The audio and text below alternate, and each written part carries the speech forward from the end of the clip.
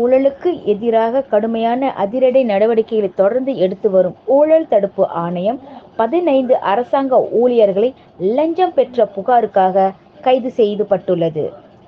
Cigarette, புகையிலை, மதுபானம் போன்ற பொருட்களை நாட்டின் நுழைவாய்களில் கடத்தி கொண்டு வரும் கும்பலுக்கு உதவி செய்யும் நோக்கில் 2 மில்லியன் ரிங்கிட்டுக்கும் மேற்பட்ட தொகையை இலஞ்சமாக பெற்ற புகார்களின் அடிப்படையில் இந்த கைது நடவடிக்கை மேற்கொள்ளப்பட்டது.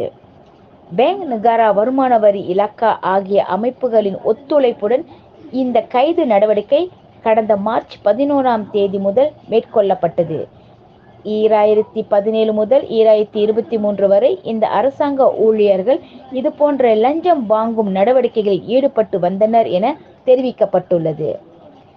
சம்பந்தப்பட்ட நபர்களின் கைபேசிகள் பறிமுதல் செய்யப்பட்டுள்ளதோடு அவர்களின் வங்கி கணக்குகளும் மூடப்பட்டுள்ளன.